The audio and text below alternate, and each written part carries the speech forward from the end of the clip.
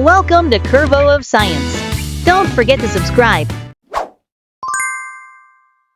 अस्सलाम वालेकुम students, 9th class physics new syllabus और उसके चैप्टर नंबर 3 को हमने स्टार्ट किया हुआ है। आज उसका दूसरा लेक्चर है टाइप्स ऑफ फोर्सेस, जिसमें हम पढ़ेंगे कि कॉन्टैक्ट फोर्स क्या होती है, नॉन कॉन्टैक्ट फोर्स क्या होती है, और फिर हम देखेंगे कि उसकी यानी नॉन कॉन्टैक्ट फोर्स की टाइप्स जो हैं वो क्या होती हैं।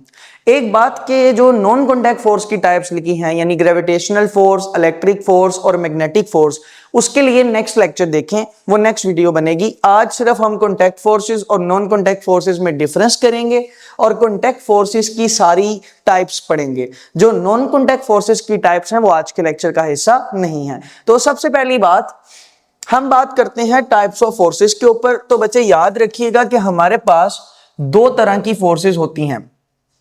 एक फोर्स हमारे पास होती है नॉन कॉन्टैक्ट फोर्स, और बेटा दूसरी तरह की जो फोर्स हमारे पास होती है उसका नाम होता है कॉन्टैक्ट फोर्स। तो on the basis of touch यानी टच करने की बेस पे हमने फोर्स की दो टाइप्स बनाई हैं। एक है नॉन कॉन्टैक्ट फोर्स और दूसरी है कॉन्टैक्ट फोर्स। ये बात अब आपने याद रखनी है कि नॉन कॉन्टैक्ट फोर्सेस को हम फील्ड फोर्सेस भी कहते हैं। जो नॉन कॉन्टैक्ट फोर्सेस हैं, non contact forces are also known as field forces. अब इसकी वजह क्या है वो तो भी हम आगे जाके पढ़ेंगे, लेकिन अभी इसका नाम आपने याद रखना है। तो दो तरह की फोर्सेस होती हैं, एक होती है नॉन कॉन्टैक्ट फोर्स और दूसरी होती है कॉन्टैक्ट फोर्स। अब इनमें क्या फर्क है, तो फर्क देखिएगा। सबसे पहली बात करते हैं कॉन्टैक्ट फोर्स के बारे में। बेटा गौर करें तो ये लफ्ज लिखा हुआ है कॉन्टैक्ट। कॉन्टैक्ट का मतलब होता है टच, यानी किसी चीज को छूना, टच करना। बेसिकली कॉन्टैक्ट फोर्स क्या होती हैं बेटा, याद रखिएगा। कॉन्टैक्ट फोर्स ऐसी फोर्स होती हैं विच रिक्वायर फिजिकल टच। ये वो फोर्स हैं जिनको लगने के लिए, अप्लाई होने के लिए टच की जरूरत होती है। टच के बगैर ये फोर्सेस अप्लाई नहीं हो सकती। मिसाल के तौर पर अगर कोई शख्स आपके सामने खड़ा हो और आपको उस पे ऊपर बहुत ही ज्यादा गुस्सा आ जाए, लेकिन वो थोड़े फासले पे खड़ा है, तो क्या आप हवा में ऐसे करें तो क्या वो गिर जाएगा? जब तक आपका हाथ उस बंदे को टच नहीं होगा उसके ऊपर फोर्स नहीं लगेगी। बिल्कुल इसी तरह अगर ये मार्कर नीचे गिर जाए और मैं ऐसे पकड़ के अपना हाथ ऊपर करता रहूं तो ये मार्कर कभी भी ऊपर नहीं आएगा जब तक मैं इसको टच नहीं करके उठा कर नहीं लाऊंगा। तो बात याद रखिएगा कि ऐसी फोर्सेस जो टच के बगैर नहीं अप्लाई होती, ऐसी फोर्सेस जिनको अप्लाई करने के लिए टच करना पड़ता है, वो कॉन्टैक्ट फोर्सेस होती हैं।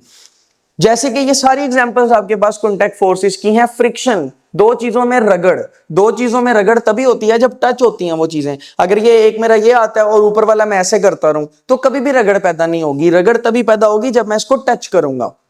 तो बात याद रखिएगा कि कॉन्टैक्ट फोर्सेस वो होती हैं जिनको फिजिकल टच की जरूरत होती है। दूसरी बात याद रखिएगा कि आपके पास जो कॉन्टैक्ट फोर्सेस होती हैं they act on point of contact.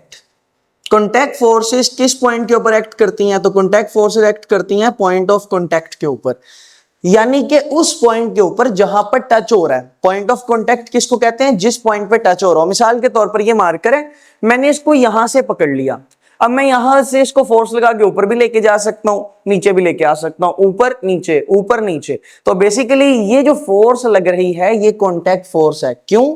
क्योंकि इसमें हम टच कर रहे हैं।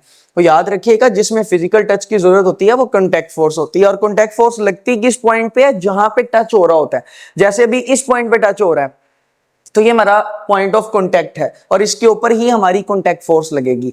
तो बेटे जो बातें याद रखनी है वो पहली बात ये कि कॉन्टैक्ट फोर्स वो फोर्सेस होती हैं जिनको अप्लाई होने के लिए, जिनको लगने के लिए टच की जरूरत होती है। वो forces which require physical touch are called contact forces, और वो किसी पॉइंट ऑफ कॉन्टैक्ट पे लगती हैं, यानी उस पॉइंट पे लगती हैं जहां टच हो रहा होता है, जहां कॉन्टैक्ट हो रहा होता है। अब बेटा हम दूसरी टाइप पढ़ते हैं, that is non contact force.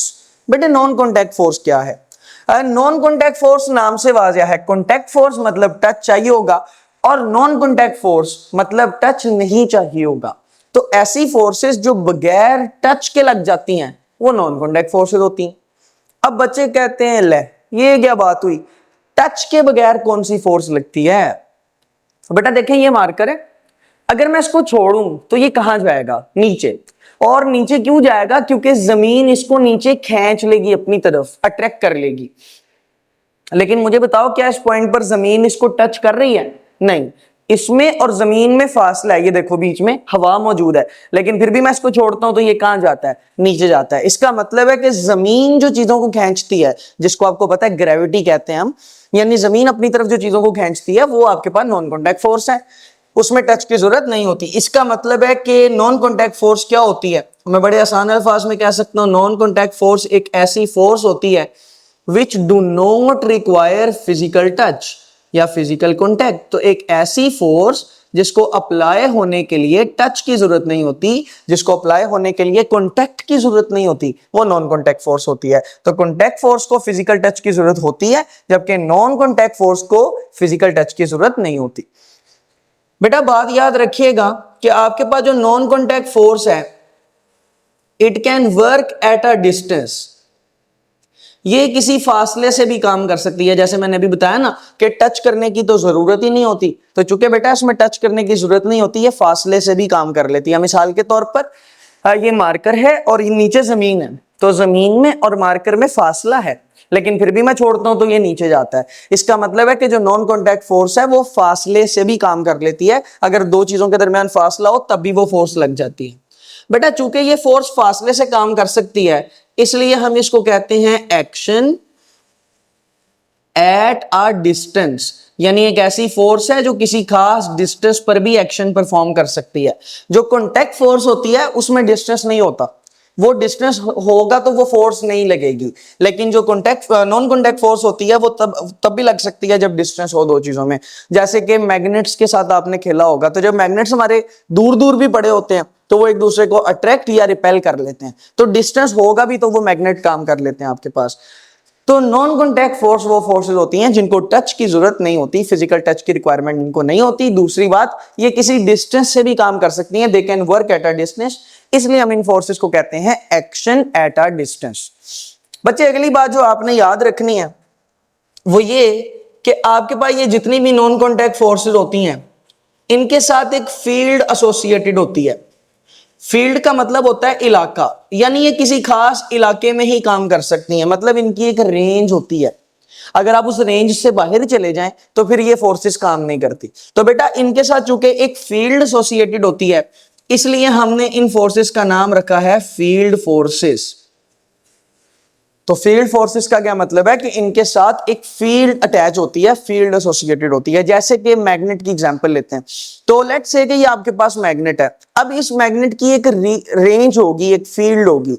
Let's say कि मैग्नेट इतने इलाके में बस अट्रैक्ट कर सकता है, तो अगर कोई चीज इतने इलाके में होगी तो मैग्नेट उसको ट्रैक कर लेगा, लेकिन अगर कोई चीज इस इलाके से बाहर होगी तो मैग्नेट उसको ट्रैक नहीं कर पाएगा। जैसे कि अगर मैं इसको इसके करीब रख लेता हूं तो तब तो ये ट्रैक कर लेगा, लेकिन अगर मैं दूसरे मैग्नेट को दूर रख देता हूं तो तब ये उसको ट्रैक नहीं कर पाएगा। उसकी वजह यह है कि इसकी फील्ड होती है, एक रीजन होती है जिसमें वो फोर्स लग सकती है। यानी बेसिकली जब कभी भी नॉन कॉन्टैक्ट फोर्स की बात होती है तो नॉन कॉन्टैक्ट फोर्स एक खास रीजन में लगती है, एक खास इलाके में लगती है, और अगर आप उस इलाके से बाहर चले जाएं तो वहां पर वो फोर्स नहीं लगती। फिर तो इसके साथ एक फील्ड एसोसिएटेड होती है, इसलिए फिर जितनी भी नॉन कॉन्टैक्ट फोर्सेस होती हैं उनका नाम फील्ड फोर्स होता है। जैसे मैंने यहाँ स्टार्ट में भी बताया कि नॉन कॉन्टैक्ट फोर्स का नाम हमने क्या रखा हुआ है, फील्ड फोर्स रखा हुआ है। सो आई होप सो कि आपको कॉन्टैक्ट फोर्स और नॉन कॉन्टैक्ट फोर्स में डिफरेंस समझ में आ गया होगा। जल्दी से रिपीट कर लेते हैं। कॉन्टैक्ट फोर्स वो फोर्सेस हैं जिसमें टच की जरूरत होती है, जिसमें बॉडी को टच करना पड़ता है, जबकि नॉन कॉन्टैक्ट फोर्स वो फोर्स होती है जिसमें बॉडी को टच की जरूरत नहीं होती, बगैर टच के भी काम चल जाता है। जी बच्चों, कॉन्टैक्ट फोर्सेस और नॉन कॉन्टैक्ट फोर्सेस में हमने डिफरेंस देख लिया। अब हमने देखनी है टाइप्स ऑफ कॉन्टैक्ट फोर्सेस, यानी कॉन्टैक्ट फोर्सेस की टाइप्स क्या हैं, कौन कौन सी टाइप्स हैं कॉन्टैक्ट फोर्सेस की। उससे पहले मैं फिर बताना चाहूं कि कॉन्टैक्ट फोर्सेस क्या होती हैं। तो कॉन्टैक्ट फोर्सेस ऐसी फोर्सेस होती हैं जिनको टच की जरूरत होती है, वो फोर्सेस जिनको अप्लाई होने के लिए फिजिकल कॉन्टैक्ट की या टच की जरूरत होती है, वो कॉन्टैक्ट फोर्सेस होती हैं। अब हम बात करते हैं फ्रिक्शन की। बेटा याद रखिएगा, फ्रिक्शन आपके पास अपोजिंग फोर्स है सबसे पहली बात। अब अपोजिंग फोर्स का क्या मतलब है? अपोजिंग फोर्स का ये मतलब है कि ये बॉडी को मूव करने से रोकना चाहती है, ये बॉडी के मोशन के खिलाफ है। अगर बॉडी मूव करती है ना तो उसको रोकने के लिए अपनी पूरी कोशिश कौन सी फोर्स करती है? फ्रिक्शन। उर्दू जुबान में फ्रिक्शन को कहते हैं रगड़। जब भी दो चीजें, दो सरफेसेस एक दूसरे के ऊपर स्लाइड करते हैं, या जब भी दो सरफेसेस एक दूसरे के ऊपर से गुजरते हैं तो रगड़ खाते हैं।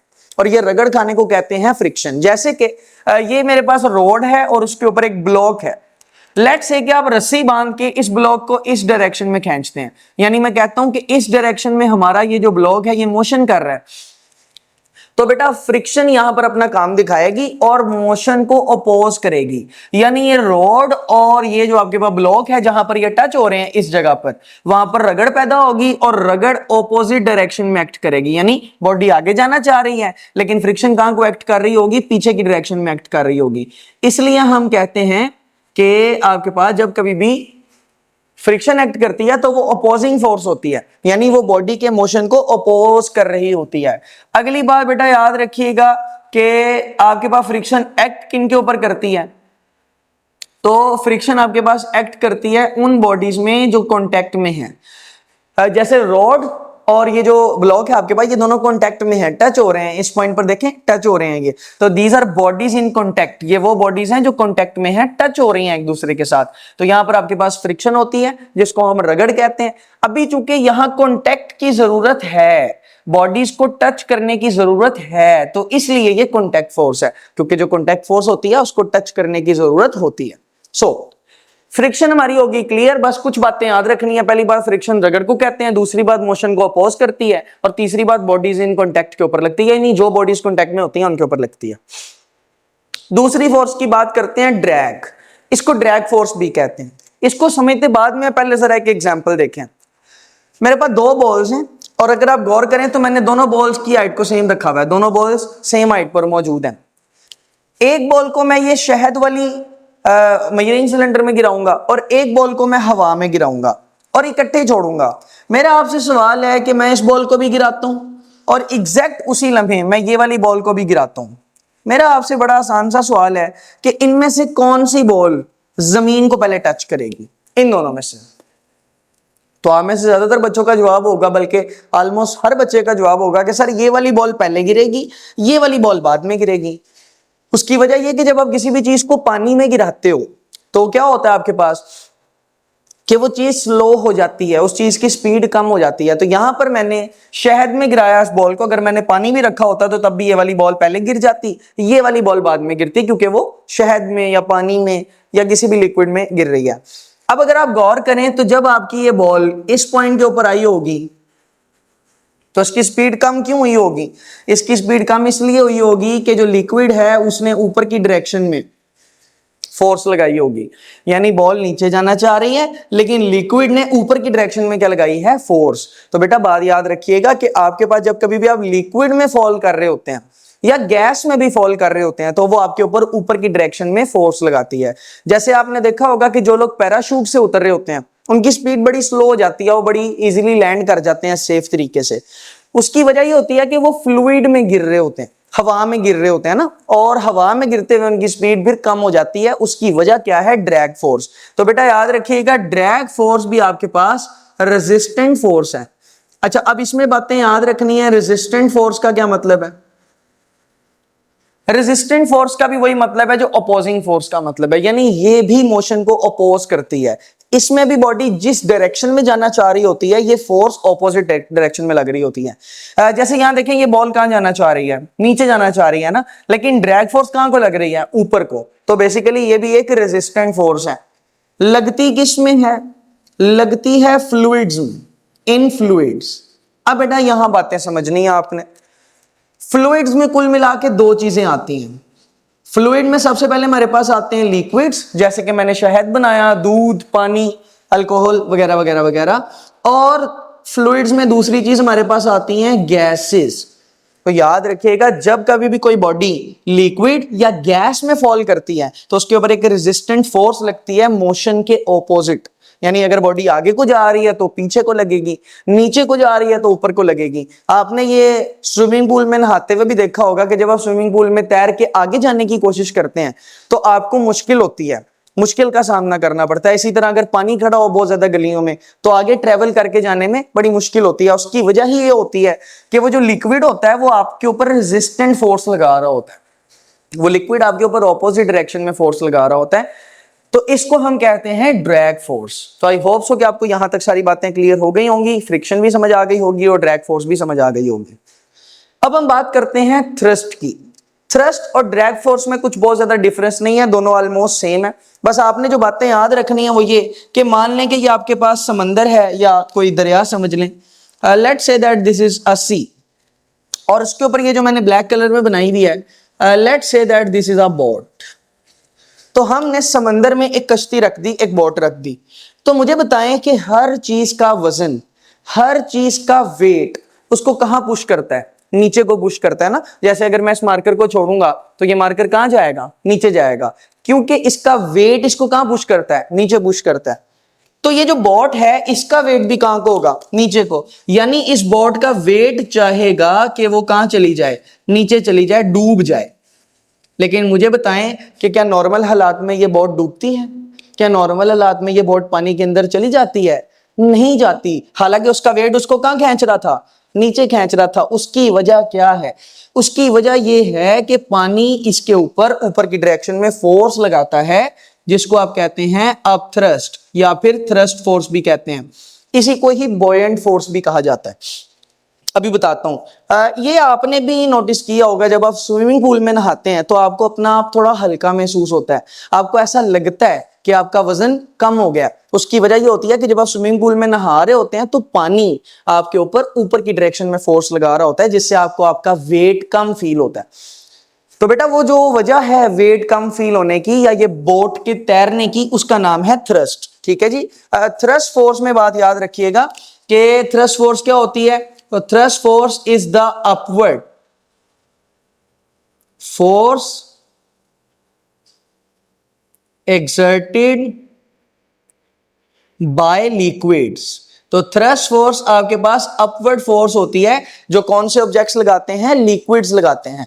बेटा दूसरी बात ये याद रखिएगा कि इस फोर्स को हम बॉयंट फोर्स भी कहते हैं। तो जो बोट्स के तैरने की फोर्स है या शिप्स के तैरने की फोर्स है वो थ्रस्ट है। थ्रस्ट की वजह से शिप्स तैरती हैं, बोट्स तैरती हैं, और उस फोर्स का नाम बॉयंट फोर्स होता है। उसको आप थ्रस्ट भी कहते हैं, थ्रस्ट भी कहते हैं और बॉयंट फोर्स भी कहते हैं। ड्रैग फोर्स में क्या होता है? लिक्विड भी हो सकते हैं, गैसेस भी हो सकती हैं, लेकिन थ्रस्ट फोर्स में सिर्फ लिक्विड की बात होती है। पानी हो सकता है, दूध हो सकता है, शहद हो सकता है, and so on and so fourth. लेकिन ड्रैग फोर्स में लिक्विड और गैसेस दोनों होते हैं, फ्लूइड्स होते हैं, जबकि थ्रस्ट में सिर्फ और सिर्फ लिक्विड्स होते हैं। बच्चे उसके बाद अब हम बात करेंगे नॉर्मल फोर्स की। नॉर्मल फोर्स क्या है? बेटा पहली बात आपने ये याद रखनी है कि it is the reaction force. आपने शायद छोटी क्लासेस में पढ़ा हो, अभी हम इस चैप्टर में पढ़ेंगे न्यूटन का थर्ड लॉ। उसके अकॉर्डिंग जब कभी भी एक्शन होता है तो उस एक्शन का रिएक्शन होता है। जैसे अगर शबाना ने फरजाना को थप्पड़ मारा तो फरजाना भी तो शबाना को थप्पड़ मारेगी, यानी अगर एक्शन होगा तो उसका रिएक्शन भी तो होगा ना। तो यहां पर बॉडी का जो वेट होता है, जैसे ये टेबल है और टेबल के ऊपर मैंने एक बॉडी रखी हुई है, तो इसका जो वेट है, वेट वो कहां की तरफ एक्ट करेगा? वो नीचे की तरफ एक्ट करेगा। बच्चे याद रखिएगा ये है action, this is the action. और बेटा अब मुझे बताओ कि इसका वेट इसको कहां खींच रहा है? नीचे खींच रहा है। तो क्या ये नीचे चली जाती है? अगर इसका वेट इसको नीचे खींच रहा है तो इसको कहां चले जाना चाहिए? नीचे चले जाना चाहिए, लेकिन ये नहीं जाती। उसकी वजह ये है कि ये जो टेबल है ये इसको पकड़ के रखता है। टेबल इसके ऊपर की डायरेक्शन में फोर्स लगाता है, और बेटा इस फोर्स को Fn से शो करते हैं। Fn का मतलब है नॉर्मल फोर्स। यानी नॉर्मल फोर्स बेसिकली एक्शन का रिएक्शन है, क्योंकि एक्शन वेट था और उसके रिएक्शन में टेबल ने फोर्स लगाई, जिसको हम कहते हैं नॉर्मल फोर्स। तो यहां पर इसलिए हमने इसको कहा रिएक्शन फोर्स। दूसरी बात याद रखिएगा, पहली बात तो ये कि रिएक्शन फोर्स होती है, और लगाता कौन है रिएक्शन फोर्स? तो this is the reaction force by surface. Surface की वजह से ये रिएक्शन फोर्स होती है। बेटा दूसरी बात आपने याद रखनी है वो ये कि दिस इज ऑलवेज अपवर्ड्स, ये हमेशा अपवर्ड होती है। और तीसरी बात आपने इसमें याद रखनी है, it is always perpendicular to surface, ये हमेशा सरफेस के परपेंडिकुलर होती है। लो बच्चों, परपेंडिकुलर का क्या मतलब है? पहली बात तो अपवर्ड्स का मतलब समझें। अपवर्ड का मतलब होता है ऊपर की तरफ। तो देखो कि वेट नीचे को है, जबकि नॉर्मल फोर्स कहां को है? ऊपर को। तो ये हमेशा अपवर्ड होती है। दूसरी बात बेटा ये परपेंडिकुलर होती है, जिसका मतलब है कि इसका सरफेस के साथ एंगल होता है 90 डिग्री। जैसे कि यहां पर देखें, ये इसका सरफेस के साथ एंगल बन रहा है, तो ये देखें ये एंगल कितनी डिग्री है, 90 डिग्री है। तो बेटा याद रखिएगा नॉर्मल फोर्स अपवर्ड होती है, दूसरी बात परपेंडिकुलर टू सरफेस, जो भी सरफेस है उसके परपेंडिकुलर होती है। और बेटा तीसरी बात आपने जो याद रखनी है वो ये कि अगर ये फोर्स ना होती,